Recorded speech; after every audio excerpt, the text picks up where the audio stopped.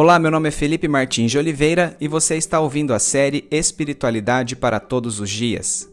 A reflexão dessa semana encontra-se nos seguintes textos bíblicos: Mateus 8, de 2 a 4, Mateus 9, de 1 a 7, Mateus 12, de 15 a 21, Marcos 1, 40 a 45, Marcos 2, de 1 a 12, Marcos 3, de 7 a 12 e Lucas 5, de 12 a 26, e corresponde à semana 11 do Guia Devocional do Evangelho segundo Mateus, Marcos e Lucas, cujo título é Jesus cura um leproso e um paralítico.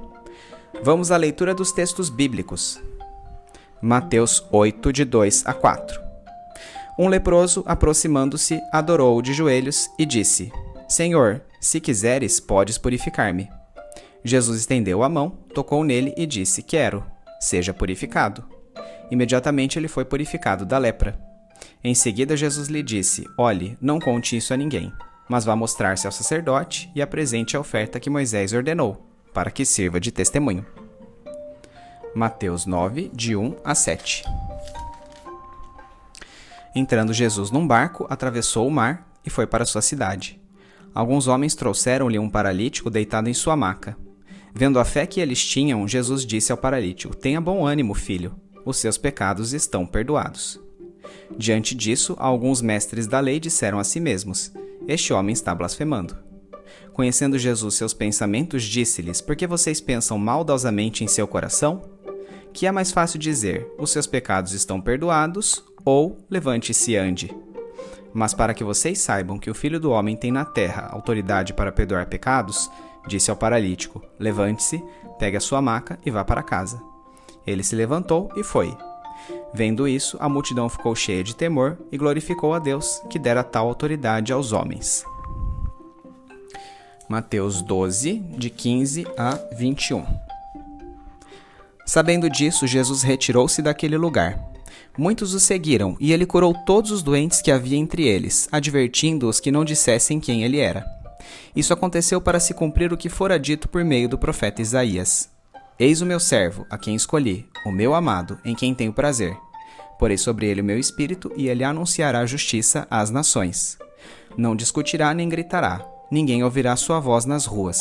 Não quebrará o caniço rachado, não apagará o pavio fumegante, até que leve a vitória à justiça. Em seu nome as nações porão a sua esperança. Marcos 1, de 40 a 45. Um leproso aproximou-se dele e suplicou-lhe de joelhos: Se quiseres, pode purificar-me. Cheio de compaixão, Jesus estendeu a mão, tocou nele e disse: Quero, seja purificado. Imediatamente a lepra o deixou e ele foi purificado. Em seguida, Jesus o despediu com uma severa advertência: Olhe, não conte isso a ninguém, mas vá mostrar-se ao sacerdote e ofereça pela sua purificação os sacrifícios que Moisés ordenou, para que sirva de testemunho. Ele, porém, saiu e começou a tornar público o fato, espalhando a notícia.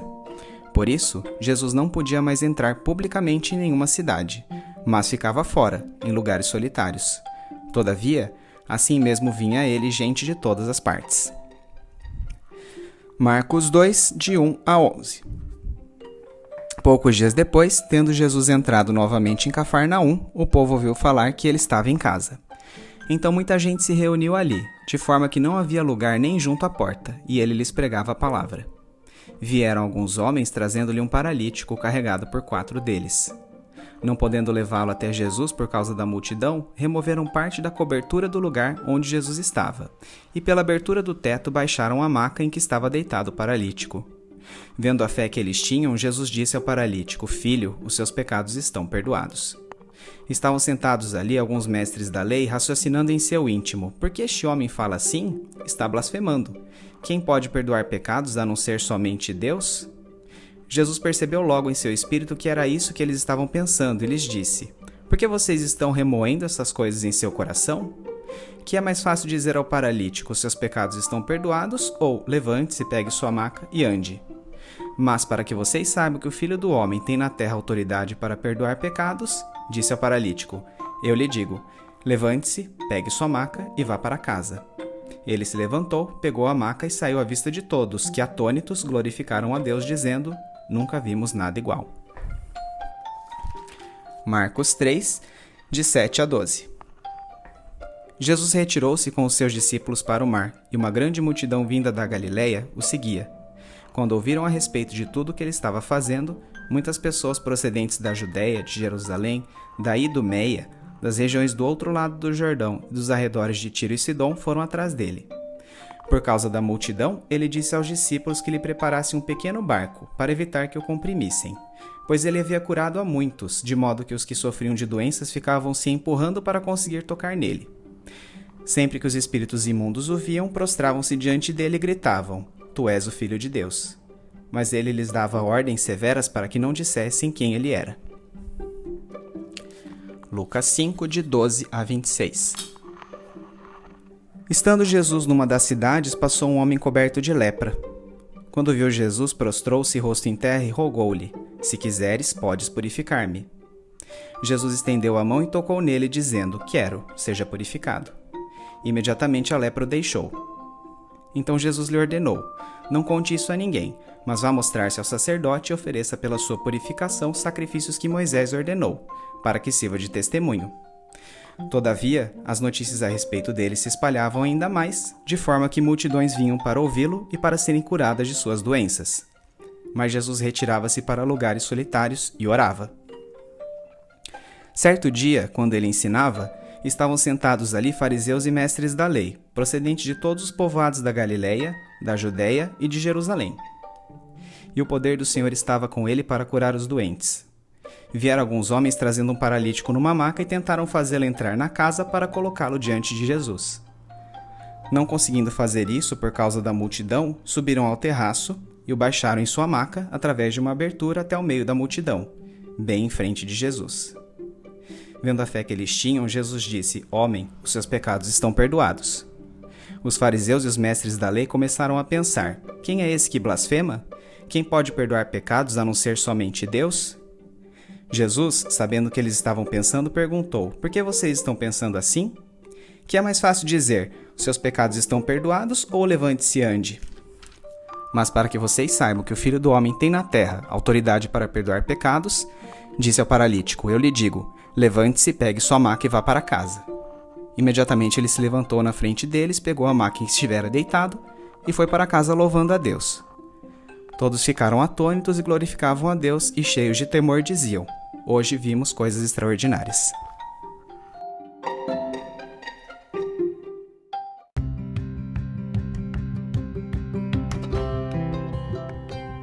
Estando na Galiléia, Jesus foi abordado por um homem com o corpo coberto de lepra, o qual, prostrando-se diante dele, suplicou que o purificasse. Aquilo que é descrito como lepra ao longo da Bíblia, especialmente na lei mosaica, parece abranger não somente o que conhecemos hoje como hanseníase, mas diversas outras moléstias dermatológicas. Algumas vezes, o Antigo Testamento também fala sobre lepra em roupas ou nas paredes, correspondendo a fungo ou mofo. Os judeus consideravam a lepra como uma manifestação do juízo divino a atos de desobediência. Numa era antes da existência de antibióticos, antifúngicos e do conhecimento exato da transmissibilidade dessas doenças, as prescrições cerimoniais de isolamento visavam a interrupção de seu contágio interpessoal. Contudo, ao ser retirado da vida em comunidade, o indivíduo doente perdia seus direitos civis e religiosos, tornando-se marginalizado. Nesse sentido, para os judeus, a cura da lepra e a consequente reintegração social do doente só poderiam ocorrer mediante seu real arrependimento. Quando a cura acontecia, o indivíduo deveria apresentar-se ao sacerdote portando uma oferta inicial que consistia em 2 pássaros vivos, pau de cedro, carmesim e hisopo. Após se realizarem os rituais descritos em Levítico 14, de 4 a 7, a pessoa precisaria permanecer ainda 7 dias fora do acampamento. No 7º dia, rasparia todos os seus pelos, cabelo, barba e sobrancelhas, banhando-se em água. Ao 8º dia, o ex-doente apresentaria, conforme suas posses, uma outra oferta, composta por 2 cordeiros e uma cordeira, se ele fosse rico, ou 1 cordeiro e 2 rolas ou 2 pombinhos, se fosse pobre, juntamente com farinha amassada com óleo. Todos esses elementos comporiam a chamada oferta pela culpa, formalizando que a purificação da lepra não tinha sido apenas exterior, mas que Deus também havia perdoado o pecado que causara a doença. Era contrário à lei mosaica tocar num leproso. Apesar disso, para efetuar a cura daquele doente, Jesus tocou nele. Tendo curado, Jesus o orientou a apresentar-se aos sacerdotes para a comprovação de sua cura, seguida da cerimônia de oficialização da purificação, nos termos anteriormente detalhados, com posterior reintegração à vida em sociedade. Jesus pediu ao homem, porém, que não contasse a outras pessoas que ele o havia curado. Entretanto, Marcos relata que o homem não manteve o fato em sigilo, fazendo disseminar a fama de Jesus, a ponto de ele ter dificuldade de entrar abertamente nas cidades, preferindo os lugares desertos, ou até mesmo retirando-se em algumas ocasiões num barco para o meio da água. De volta a Cafarnaum, enquanto ensinava na casa que muito provavelmente era de Pedro, 4 homens apresentaram-lhe um paralítico num leito. Sem encontrarem espaço em meio à casa cheia, os homens decidiram ir ao terraço, descendo o doente deitado em seu leito para perto de Jesus. Vendo a expressão de sua fé, Jesus disse ao paralítico: "Seus pecados estão perdoados." Em pensamento, alguns fariseus e mestres da lei que estavam no local consideraram esta frase uma blasfêmia, posto que apenas Deus teria autoridade para perdoar pecados. Conhecendo os pensamentos dos religiosos, Jesus lhes disse: "Por que vocês pensam maldosamente em seu coração? Que é mais fácil dizer: os seus pecados estão perdoados, ou levante-se e ande? Mas para que vocês saibam que o Filho do Homem tem na terra autoridade para perdoar pecados, disse ao paralítico: levante-se, pegue sua maca e vá para casa." O homem, curado, fez conforme Jesus ordenou, louvando a Deus, e isso causou temor entre a multidão que ali estava. As obras que Jesus fazia e suas palavras já geravam uma animosidade crescente por parte dos religiosos judeus. Por isso, ele frequentemente precisava deslocar-se para outros lugares, nos quais curava pessoas que o seguiam. Assim como ocorreu com o leproso que ele purificara, a todos os que curava, Jesus advertia que mantivessem silêncio sobre sua identidade messiânica. De modo semelhante, quando os demônios defrontavam-se com ele, claramente diziam que ele era o Filho de Deus, mas ele também lhes ordenava sigilo. Este segredo messiânico, que permeia muitos trechos dos evangelhos, representava o cumprimento de uma profecia de Isaías 42, de 1 a 4, a qual aborda o ministério do servo do Senhor, que ocorreria sem alarde.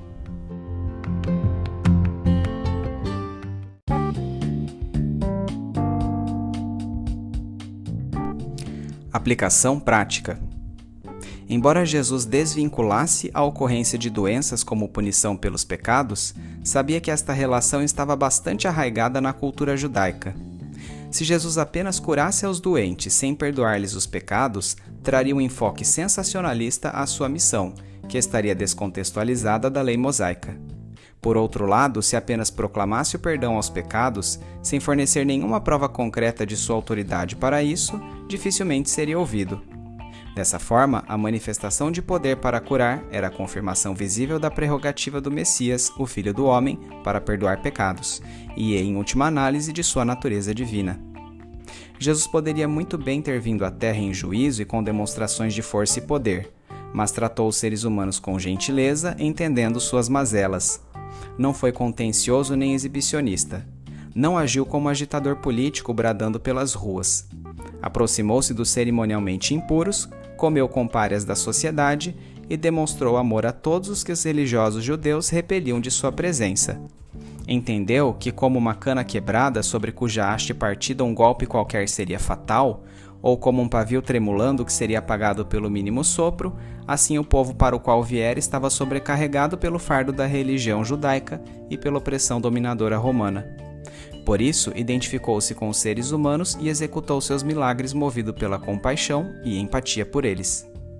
Mesmo realizando exorcismos e extraordinárias obras miraculosas, Jesus orientou o silêncio a respeito destes fatos, pois pretendia desatrelar o caráter essencialmente político que era associado com a vinda do Messias. No primeiro século, este sigilo era especialmente importante, na medida em que diversos outros indivíduos, desde os tempos dos Macabeus, haviam se levantado advogando para si a autoridade messiânica com o único intuito de arrebanhar um exército revolucionário que se opusesse ao poderio romano. Este segredo messiânico, que é central em toda a narrativa do Evangelho segundo Marcos, também é crucial para o entendimento paulatino de sua missão pelos discípulos, que se concretizaria cabalmente apenas após sua morte na cruz e ressurreição. Os discípulos deveriam desconstruir a visão triunfalista do Cristo para apreender os planos de Deus em fazer de seu Messias um servo sofredor. Somente assim poderiam entender que sua vitória não seria política e exclusivista, mas universal sobre a morte e o pecado da humanidade.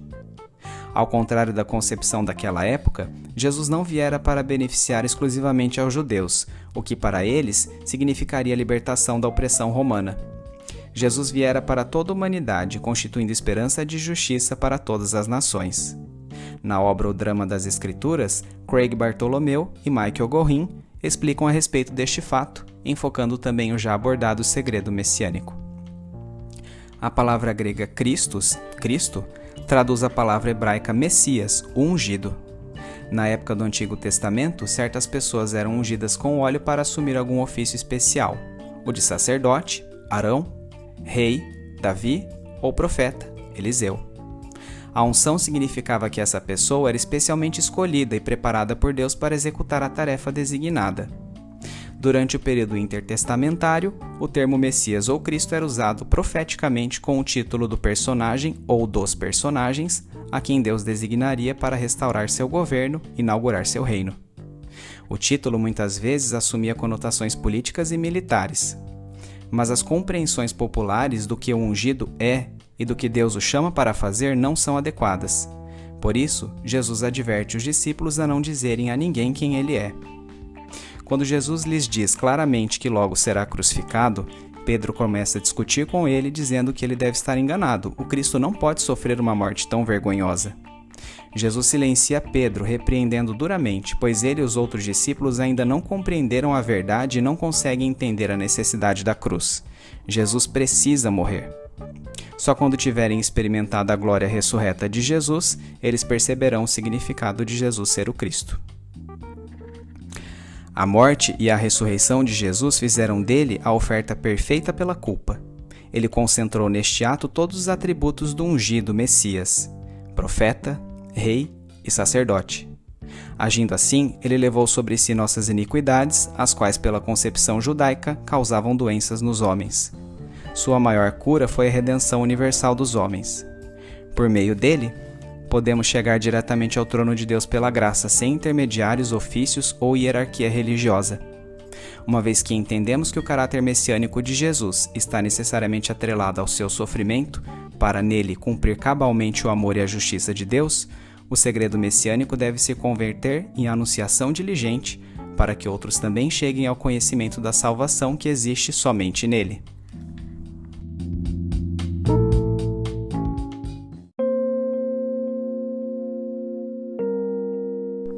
Trazendo da mente para o coração. Quem creu em nossa mensagem? E a quem foi revelado o braço do Senhor? Ele cresceu diante dele como um broto tenro e como uma raiz saída de uma terra seca. Ele não tinha qualquer beleza ou majestade que nos atraísse. Nada havia em sua aparência para que o desejássemos. Foi desprezado e rejeitado pelos homens, um homem de dores e experimentado no sofrimento. Como alguém de quem os homens escondem o rosto, foi desprezado e nós não o tínhamos em estima. Certamente ele tomou sobre si as nossas enfermidades e sobre si levou as nossas doenças. Contudo, nós o consideramos castigado por Deus atingido e afligido. Mas ele foi traspassado por causa das nossas transgressões, foi esmagado por causa de nossas iniquidades. O castigo que nos trouxe paz estava sobre ele, e pelas suas feridas fomos curados. Todos nós, tal qual ovelhas, nos desviamos. Cada um de nós se voltou para o seu próprio caminho, e o Senhor fez cair sobre ele a iniquidade de todos nós. Ele foi oprimido e afligido, e contudo não abriu sua boca. Como um cordeiro foi levado para o matadouro, e como ovelha que diante de seus tosqueadores fica calada, ele não abriu a boca. Com o julgamento opressivo ele foi levado. E quem pode falar dos seus descendentes? Pois ele foi eliminado da terra dos viventes. Por causa da transgressão do meu povo ele foi golpeado. Foi-lhe dado um túmulo com os ímpios e com os ricos em sua morte, embora não tivesse cometido nenhuma violência, nem houvesse nenhuma mentira em sua boca. Contudo, foi da vontade do Senhor esmagá-lo e fazê-lo sofrer. E embora o Senhor tenha feito da vida dele uma oferta pela culpa, ele verá sua prole e prolongará os seus dias, e a vontade do Senhor prosperará em sua mão. Depois do sofrimento de sua alma, ele verá a luz e ficará satisfeito. Pelo seu conhecimento, meu servo justo justificará a muitos e levará a iniquidade deles. Isaías 53, de 1 a 11.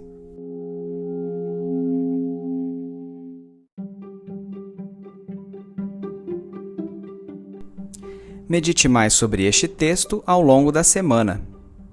Domingo, leia os textos de Mateus 8, de 2 a 4, 9, de 1 a 7, 12, de 15 a 21, Marcos 1, de 40 a 45, 2, de 1 a 12, 3, de 7 a 12 e Lucas 5, de 12 a 26, bem como os comentários sobre eles.